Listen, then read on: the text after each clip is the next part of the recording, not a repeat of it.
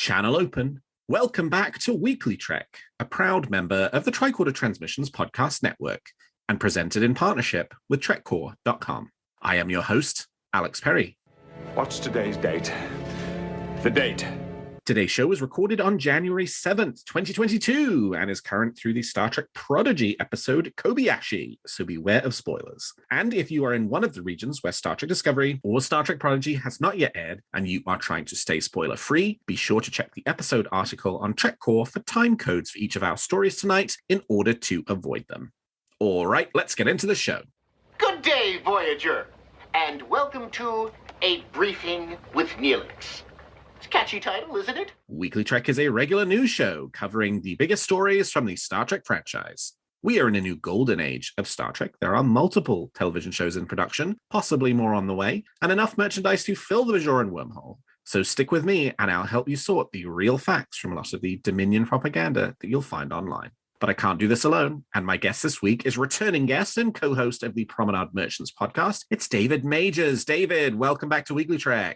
Thank you so much, Alex. Hello, WeeklyTrek listeners and fans, and thank you for having me aboard. It is my pleasure. Well, David, you know the drill. I want to know something that's got you feeling excited about Star Trek at the moment. What's got you moving at Warp 10? Well, I imagine that it's already going to be discussed, but I think everyone is raving about the return of Star Trek Prodigy and the aforementioned episode Kobayashi. Also, just for the sake of it, Star Trek Discovery Season 4, we've talked about it at length on Promenade Merchants, and most specifically, Kobayashi Maru, and how now we're seeing more things opening up with the Star Trek universe. Yeah, I mean, what a terrific episode of Star Trek Prodigy it was this week. So much fun. What a lovely and touching homage to Rene Auberjonois, to James Doohan. Fabulous having Gates back recording new dialogue. Actually had the opportunity to interview Aaron Waltke, who was the writer of the episode yesterday alongside Jen Tift for TrekCore.com. That interview will be coming out later this week as a special supplemental episode of WeeklyTrek, where we talk much more about this episode and Prodigy so far and all the characters' journeys. So make sure you tune into that. But yeah, I mean, this just was,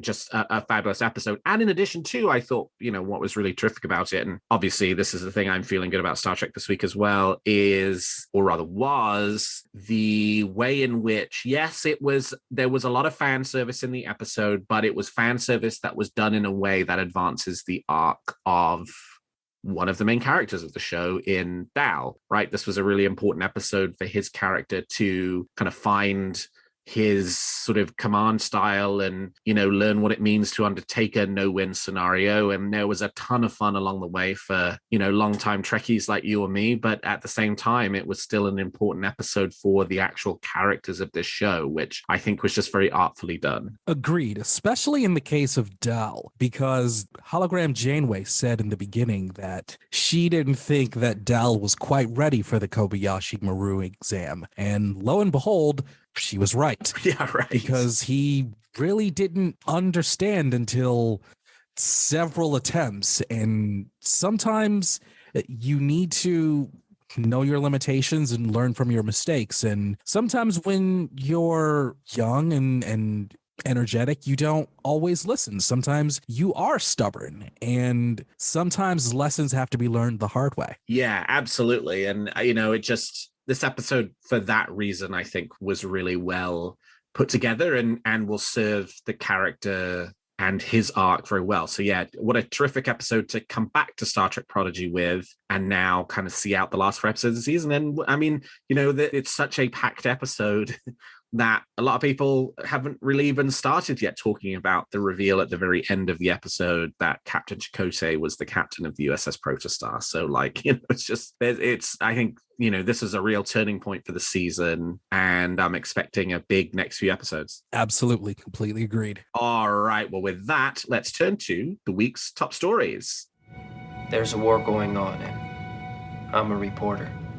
Well, just prior to Christmas, Viacom CBS made the surprising announcement that Star Trek Discovery's 4th season would be taking a mid-season break, much like Star Trek Prodigy has just done. That will delay the back half of season 4 until the first 10 episodes of Prodigy's first season have aired. Following December 30th, 7th episode of Discovery season 4, But to Connect, the show is now on hiatus until February 10th, when it will return with new episodes. That means that the season finale is now expected, assuming 13-episode season, to air on March the 17th. But don't worry too much, there is still new Star Trek to enjoy between now and February 10th with the return of Star Trek Prodigy. The 6th episode of the show's first season, which we were just talking about, premiered this week. That's January 6th, and will run through February 3rd. So our unbroken streak of new Star Trek remains, but Viacom CBS have apparently decided not to let the two shows run concurrently, as had been originally planned. What the mid-season break for Star Trek Discovery means for the upcoming Star Trek Picard season premiere of season 2 is unclear at the moment. Picard was supposed to premiere in February, but it does seem unlikely that it will overlap with Discovery, and it may be pushed back to March so that it'll be last 4 episodes of Prodigy, last 6 or 7 episodes of Discovery, and then we move directly into Picard from that, which would put it in March. David, what was your reaction to the news that Star Trek Discovery season 4 would have a mid-season break? I was pretty dejected about it, to be completely frank, because I think that this season of Star Trek Discovery, season 4, has been an excellent season of television. More than just an excellent season of Star Trek. It's been a fantastic season of television, this season of Discovery. And the break, albeit softened with the return of Prodigy, in the case of Discovery being so strong this time around, it really threw me for a loop, I'm going to be honest. However, at the same time, I understand, and I've said this before, I understand what Viacom CBS is doing. They want people to keep those Paramount Plus subscriptions, and this is a great way to do it, because I think it's already been well documented that Star Trek has sold 1 or 2 Paramount Plus subscriptions, and for it to have a continual Star Trek series airing, that's good for the streaming service, that's good for the Star Trek franchise, and it is a calculated strategic move that I understand. And I said recently that February 10th feels like it's all the way in the Gamma Quadrant without a wormhole, but I am going to practice patience. And with the return of Prodigy, the blow has been softened for sure. Yeah, I mean, there's clearly something going on behind the scenes that, they don't want to talk about. My guess is post-production on something is taking longer than it's supposed to. That being, likely Star Trek Prodigy for the reason why it got its mid-season break, likely Star Trek Discovery for the reason why it got its mid-season break, maybe even Star Trek Picard season 2 is taking a bit longer than expected to put together, which is why they're kind of like, pushing the timeline of new Star Trek now by staggering Prodigy and Discovery out until March to give an extra month for Picard to be finished. That's also a possibility. Or maybe it's just they decided it was a bad idea to run 2 Star Trek shows at the same time. And I don't necessarily think that that is a wrong position, from the sense that if this was a week in which we had gotten what was going to be a very big episode of Discovery and this big episode of Star Trek Prodigy, would there have been nearly as much focus on Prodigy as there has been in the last 48 hours and on that episode of Kobayashi if you'd had Star Trek Discovery as well and, pushing more towards finding out who the species behind who species 10C are? So I actually don't think it's a bad thing for them to have set it up in such a way where you just have one show on at a time. It's a little weird that they started Prodigy and then they started Discovery and then they stopped Prodigy and then they stopped Discovery and then they restarted Prodigy and then they restarted Discovery, right? Maybe they should have just done it where it was like, well, we're going to do either Prodigy or we're going to do Discovery and run those through and then play the next one. But that clearly was not the thinking, 3-4 months ago, but it definitely is the thinking now. But to my mind, not a bad thing. I mean, obviously, does it suck to have to wait another month for Star Trek Discovery, especially because it left out on a bit of a cliffhanger, and we really want to find out how that resolves? For sure. Not my favorite thing in the world to have to wait, but we're still getting new Star Trek every week, and we do, as a result, have this opportunity to savor Prodigy and what we're seeing in Prodigy every week. Of course, we'll cop to the fact that, that's really only for us in North America, that if you're outside North America, you technically don't have access to Prodigy, though I'm fairly certain most international fans are finding a way to get their hands on it and enjoy it at the same time as everybody else. But yeah, it's sort of, my guess is we're not going to have two series simultaneously. We thought that was maybe going to happen for a few weeks here, and now it's not. But I think there are good things to take out of it too. I am okay with having Star Trek airing continuously. I've said this on Promenade before, and with it all projecting to Picard season 2, I'm just going to whisper it out into the ether because it's been, in my opinion, a little quiet. What about the production, Alex, on Strange New Worlds? Yeah, I mean, open question, right? When's that coming? When are we going to see a full trailer for that show? We've not seen anything yet. It's been very quiet on Strange New Worlds, hasn't it? It's been very quiet. It has. My guess is, though, that there's nothing untoward about that. It's just because there's a lot of other Star Trek on at the moment, and they don't want to unnecessarily kind of spin up a publicity machine for a show that's still, 4 or 5 months away, when there are shows that are on right now that kind of need the publicity more. But yeah, I mean, there is sort of this question of like, publicity for the show has got to come soon. A trailer has got to come soon, because theoretically season 1 is probably going to air within 6, 7, 8 months of us speaking today. And aside from the character reveal video, we haven't gotten anything so far. We'll still have plenty of Star Trek to talk about. Oh, yes, we will. That is for sure. Well, the extraordinary rise of the Omicron variant of COVID-19 in the United States appears to have impacted filming of Star Trek Picard's 3rd season this week, as more than 50 crew members from the 450-strong production tested positive for COVID-19 on Monday. According to Deadline, both cast and crew members were impacted by the positive test results, which saw filming temporarily suspended. The series showrunner Terry Matalas tweeted that filming resumed today, that's Friday, January the 7th, after a 4-day suspension. Deadline has reported that Sir Patrick Stewart was not among the members of the cast and crew who tested positive for COVID-19, and we wish all the best to those who did test positive for a speedy recovery. I think I tweeted something like, I hope the cast and crew of Star Trek Picard have the same experience as any Starfleet crew whenever they encounter a letter of the Greek alphabet, which is thoroughly kick its ass. David, it's kind of crazy that so many members of the Picard crew could test positive for COVID all at once, don't you think? And yet at the same time, given how much everybody is testing positive for COVID, probably not all that surprising. The Omicron variant, Alex, is really, really something. I do not recall a variant of COVID-19 spreading as widely and as quickly as the Omicron variant. And you remember with season 3 of Star Trek Discovery, they had to postpone production in season 3 for a little while. Mm-hmm. So there is a precedent for this. It seems like Viacom and CBS have good practices in place. They're keeping everyone safe as best they can. And that's really all you can ask for. It seems like all levels of the production have contingency plans. And of course, most importantly, Patrick Stewart, not just because of who he is and his standing within the franchise, but the fact that yes, Patrick Stewart is an older gentleman. And because the virus has had more adverse effects in older people, that is something that has to be taken into consideration. So by all accounts,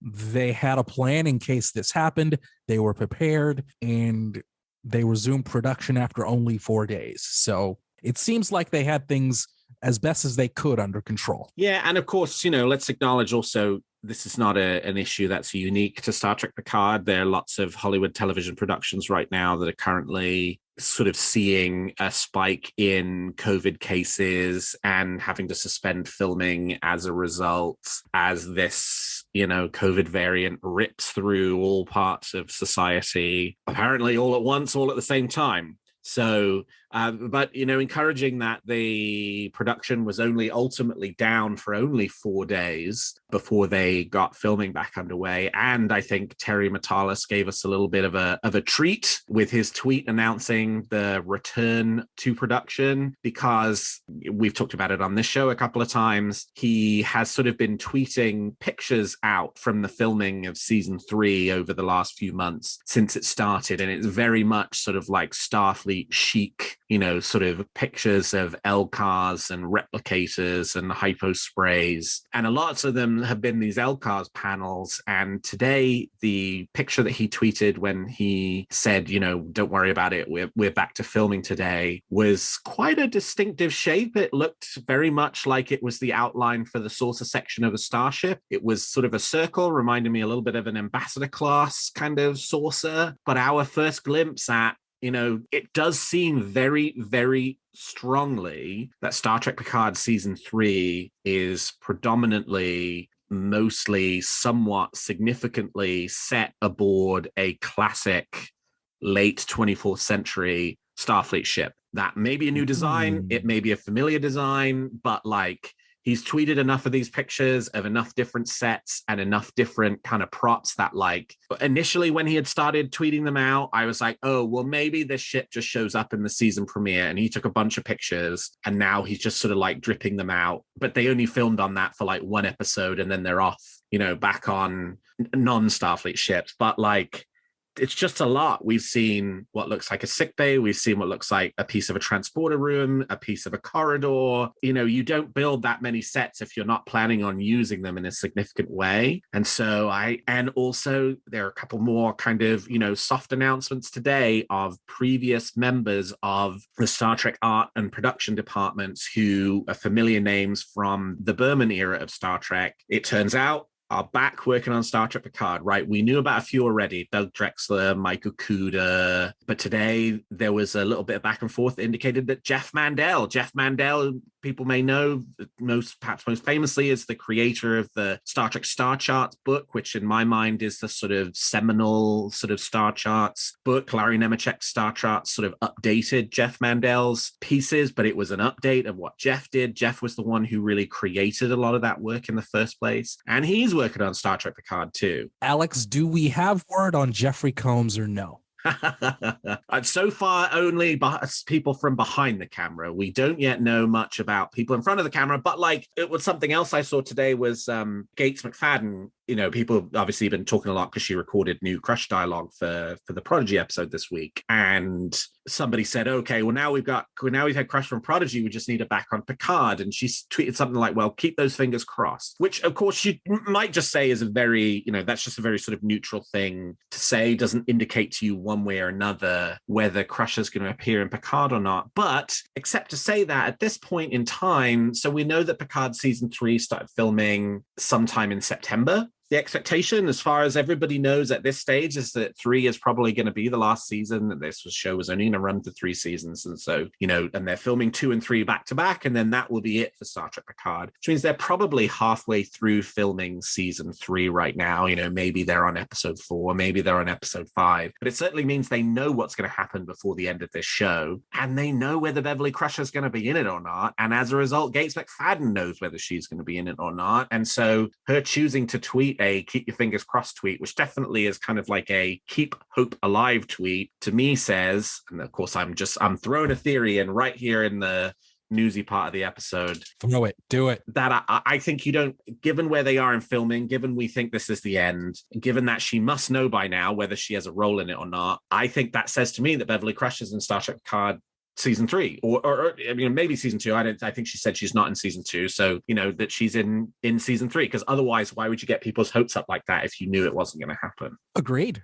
And we've gotten a little bit of something from just about every member of the cast of The Next Generation, and I think that will provide all the more excitement for the future of Star Trek Picard. Well, we hopefully will have not too long to wait until season 2, and we will find out what that season's all about. And then all eyes on season 3, which seems like it's very exciting from the team they've put together. Well, Paramount Plus is now the exclusive streaming home for the complete catalog of Star Trek series in the United States after the classic Star Trek shows departed from both Amazon Prime and Hulu at the end of 2021. With the departure of all the series from both services in the US, Paramount Plus is now the only streaming service on which you can access Star Trek Voyager, Star Trek Enterprise, the animated series, and of course the newer shows which have always been exclusive to Paramount Plus. Star Trek The Next Generation and Star Trek Deep Space Nine are still available on Netflix in the US, universe for the foreseeable future. The move, which was hinted at a number of months ago by senior Viacom CBS executives who have talked about a shifting strategy around licensing the company's IP to other services, is likely designed to encourage more signups for Paramount Plus and to lock Star Trek fans into year-round subscriptions. So far, all the shows remain on streaming services outside of the United States. It's just inside the US that it's gone from Amazon Prime and Hulu, though I would venture a guess that once Paramount Plus launches in more territories, I expect that will likely change as well. David, what's your opinion on the move by Viacom CBS to consolidate Star Trek onto Paramount Plus? I'm of two minds of it, Alex. On one hand, I understand the consolidation and wanting more people to come to Paramount Plus. That is a no-brainer. That is their streaming platform. It is their brand. Of course, you understand that.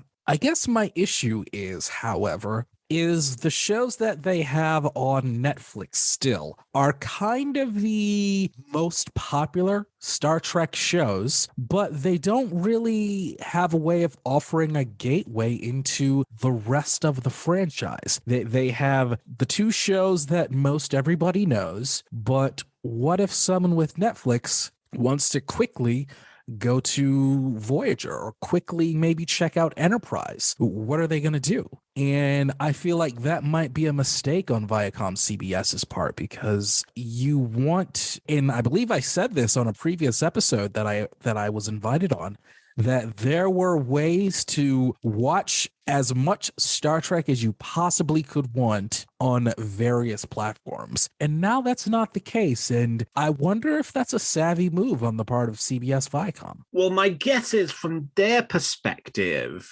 I've seen criticism of the move that says that, well, if you remove all of the Star Trek shows completely from the streaming services, then no one's going to stumble on them, right? Because nobody stumbles on a Paramount Plus subscription. It's the smallest streaming service. You're only going and getting Paramount Plus if you're actively searching. You want to get Paramount Plus because there's something specific on it you want to watch, which means that you're sort of constricting your base of potential customers just to the people who already know and like Star Trek and aren't yet Paramount Plus subscribers, which is probably over time a diminishing number of people. It's getting smaller and smaller. Right. But the move to leave The Next Generation and Deep Space Nine on Netflix, and I'll be interested to see if in the future maybe one or two shows also pop up on Prime or on Hulu. I think they're kind of thinking behind the strategy is, well, there's 800 episodes, right? And we ideally want to create fans who want to watch all 800 episodes. And in a perfect world, we would like them to watch all 800 episodes on Paramount Plus. But since a lot of people aren't just going to stumble across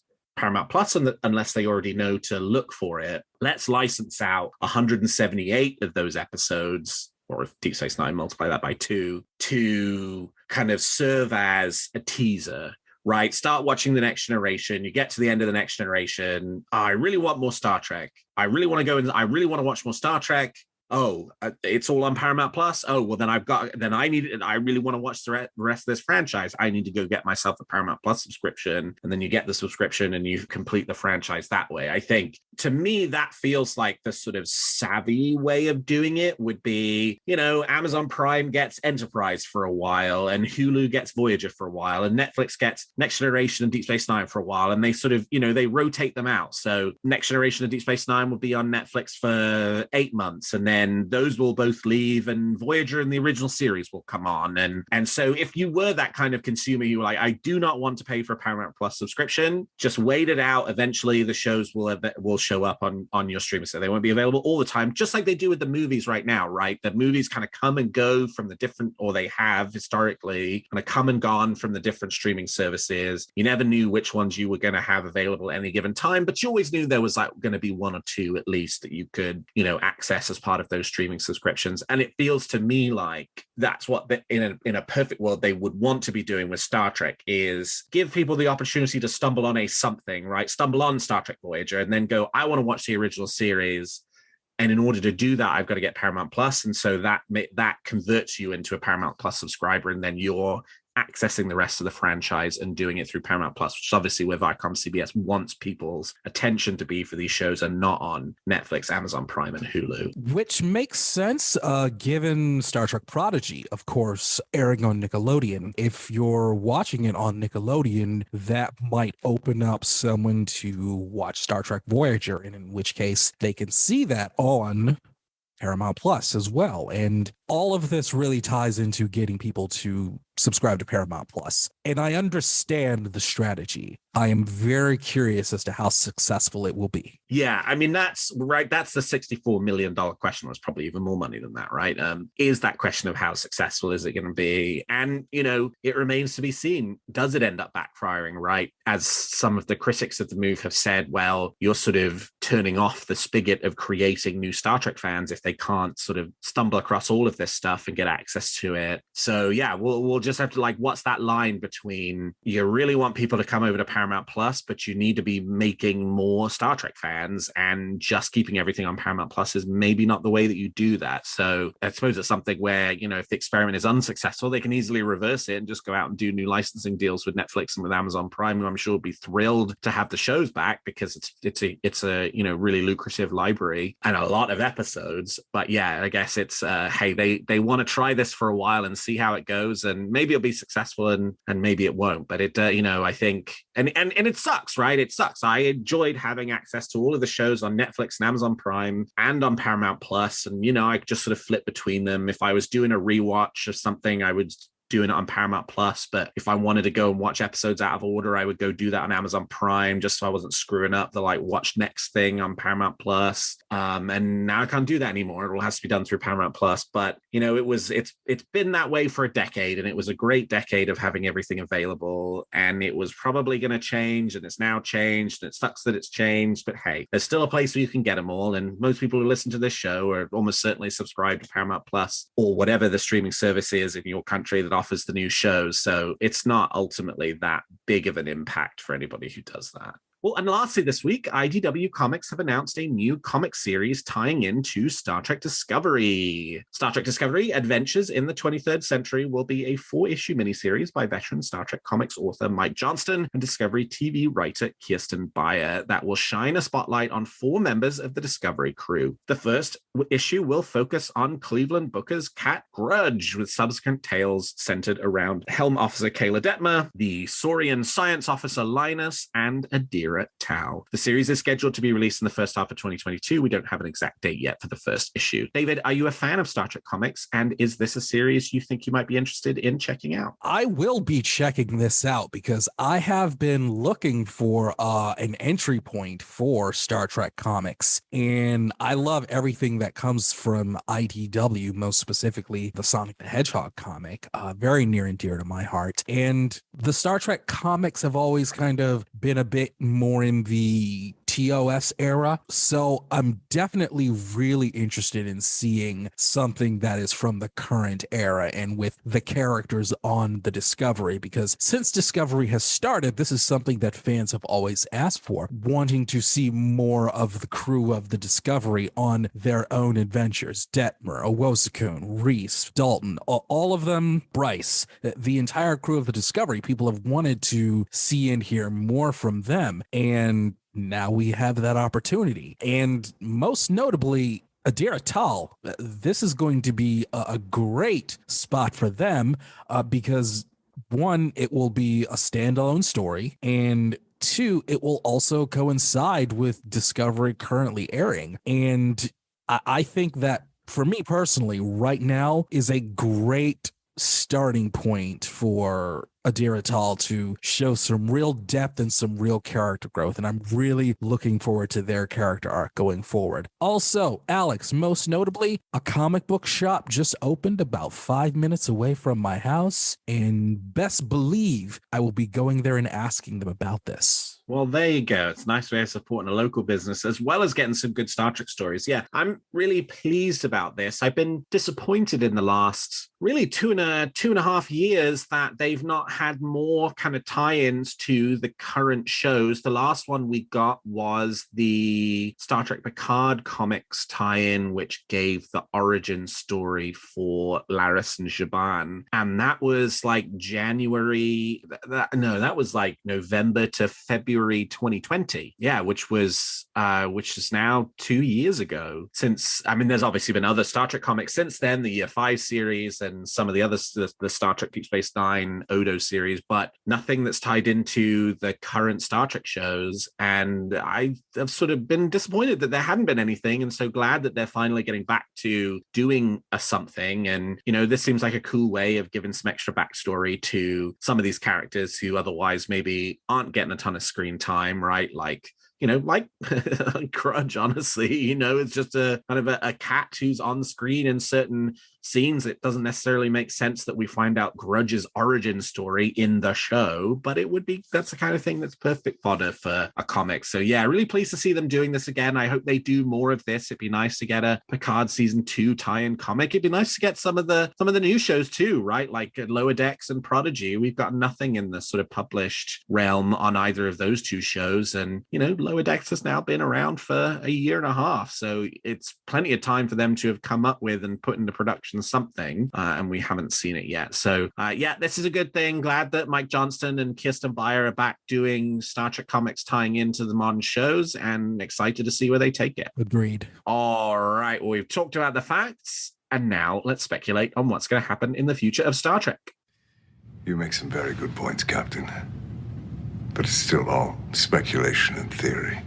So each week, I and my guests give you a wish or theory we're nurturing about any of the shows or the future of the franchise. So David, let's hear your theory or wish for this week. My wish is, and I've said this on multiple podcasts, I am an anime fan. I'm a big anime fan. Yes, sir. And I am aching with jealousy over another certain Star franchise out there because... Visions, right? Yes. Yeah. I want Star Trek and CBS Viacom, if the profits will it, I want CBS Viacom to find a way to talk with Japanese animation studios and give us some Star Trek anime. That's what I want. That'd be cool. And hey, I mean, there's been this big push into animated Star Trek with Lower Decks and with Prodigy. There's no reason that it should stop there. Anime is a massively popular genre. It has massive international appeal for a franchise that needs a little help, particularly, I think, in reaching audiences in Asia. And yeah, I think that'd be a terrific way of giving a new platform for Star Trek and a new voice for Star Trek as well, right? Particularly if they take the Star Wars Visions route where it's not sort of Americans creating American stories that are then animated by Japanese animation houses, but they really sort of gave those Japanese animation houses, they said, here's the Star Wars concept, be imaginative, be creative, go nuts with it, do whatever, sort of tell a story that's authentically true to the way that you would create any other original anime production that you were doing. And there's some really terrifically original, innovative, inventive ideas that an American writer's room never would have come up with in a million years. And Star Wars is all the better for its existence. And Star Trek could benefit from that as well, a bit more of an international flavor of contributing to the sort of ideas behind the franchise and what it means. David, I think this is a terrific wish. And anime fans out there that might be curious, that there is a precedent for this, because a anime franchise very near and dear to my heart, Alex, Mobile Suit Gundam, that has been around now for over 40 years, is called the Star Trek of Japan. So that there is room for precedence and there's room for growth for the franchise. You brought up Star Wars Visions, also the Animatrix. Yep. With the Matrix coming back. I think there's definitely that's a blast from the there. past. I watched them all recently, and the Animatrix is still really good. It really holds up. And I want that for Star Trek. I really, really do. Yeah, I'm totally with you. I think that's great. Yeah, they should definitely do that. And hey, they have borrowed good ideas from the Star Wars franchise before, and so hopefully they will add this to their list of things to beg, borrow, and steal. All right, so my theory is it's another Star Trek Discovery theory. So I think on the last episode where I gave a theory, my theory was that the creator of the DMA was Future Guy. Well, now 2 episodes later, that's almost certainly not the case. But now, we sort of have this information, not a ton of information about this species 10C, the sort of Starfleet label they've given to the creator of the DMA. But now I have a new theory about who species 10C is. And the nice thing about Discovery now being off the air for a month is this theory gets to live out there for a month, and I won't necessarily be proved wrong immediately next week or by the time people even hear this episode. So, and this is another crazy theory. I have no idea if this is right or not, and my evidence is scant. The crazier the better. Yeah, the right. Crazier the better. So I think species 10C is the race who created and sent the cetacean probe to Earth in Star Trek IV, The Voyage Home. And my reason for thinking that is just one word in one episode, which is not the last episode, but to connect, episode 406. And I'm blanking on the episode title at the moment. The one where they go inside the DMA and they're trapped in the sort of subspace pocket and it's closing in on them and they can't get out. So we know about species 10C is that they created the DMA, B, they come from outside of the galaxy, and C, when the Discovery gets trapped inside this sort of, inside the DMA, the way they get themselves out is by using sonar, which is very sort of specifically called out in the episode as, we're going to use sonar and ping our way out. And it's this old, 21st century technology that they used to use at sea. There's just this very, they sort of dwell on it for just a moment too long in my mind for it not to hold potentially some significance. And that is sort of one of the kind of big mysteries of Star Trek, right? That the franchise has never sort of revisited. Where did the cetacean probe from Star Trek IV come from? What's its relationship with the humpback whales of Earth? What's the species? What's their motivation? Who knows? But maybe the species that sent the whale probe is species 10C, and now they have some other, thing they're trying to find or look for in the Milky Way galaxy. And rather than a giant probe that sucks the power out of everything, they've sent a massive anomaly into the galaxy to figure out what it is. So yeah, my current working theory is that species 10C is the same race who created the probe that was at the heart of Star Trek IV: The Voyage Home. David, what do you think? That is a whale of a theory, Alex. I respect it. I respect that it would be a great callback to Star Trek history. I'm someone who usually personally leans on the idea of a new species or something that hasn't come along in a long, long time. I really enjoyed seeing the Orions and the Emerald Chain in season 3 of Discovery. So I think that your idea is certainly not out of the realm of possibility. I like it. I think that there might be something there. It's not totally crazy. I would be very excited if it were something wholly new that we have not seen before, an entirely new race, an entirely new species, an entirely new universe, like Torka was actually talking about, like he was actually telling the truth the whole time. That would be really something. But this idea, it's very fan servicey, but I like it. I like it a lot. And just like the Future Guy prediction from 3 weeks ago, whenever it was, I think that's the reason why it's not. Honestly, I'm with you. Discovery's bag has not been doing, like season 3, who caused the burn? It was not the Romulans or the Cardassians or the Borg or species 8472 or any of the kind of, theories that were flying around about who from the sort of Star Trek franchise could be responsible for it. It ended up being a Kelpian. It was something that it was a concept that was uniquely specific to Star Trek Discovery. And my guess is that the origin of the DMA, just as you said, is going to be exactly the same, right? Something that's generated by the show that potentially ties into something about Discovery, but is not just like it's the Future Guy or the Iconians, or, well, no, they've said it's not the Iconians, Future Guy or the cetacean probe people, or the Kelvins, or, you know, the people who were looking for the Tox Utat in Captain's Holiday, who also came from outside the galaxy. I guess it could be any of those things. It just, that doesn't feel like Discovery, and it doesn't feel like the way that they tell stories. But hey, the fun of it is trying to come up with, you know, what's going on, because that's also what they want us to do, right? They purposefully don't give us this information so that we kind of follow along the story and have an opportunity to theorize and stuff. So yeah, for now, it's the whale probe people. Next week, maybe it'll be somebody else. No, actually, having said that, next week, the theory is going to be about the whole Captain Chakotay and why the Diviner was looking for the protostar 17 years ago during TNG. Maybe it's all connected. 3. It could be. It sure could. Do you have a theory or a wish for Discovery, Picard, Strange New Worlds, Lower Decks, or Prodigy that you'd like to share? Tweet them to me at WeeklyTrek, or email them to me at weeklytrek@thetricordertransmissions.com, and I might feature your theory in a future episode. Well, that's all the time we've got for this episode of Weekly Trek. Thank you so much to my guest, David Majors, for joining me today. David, how can people contact you if they want to continue the conversation? You can follow me on Twitter at callmedjm. That's just my initials. Just call me DJM. That's my Twitter handle, where you can see me talking about Star Trek and the various other podcasts that I do and the things I like to talk about. And of course, please subscribe and listen to the Promenade Merchants podcast with my fantastic co-host, Miss Heather Kirby, where she and I talk about Star Treks and I occasionally make really bad jokes.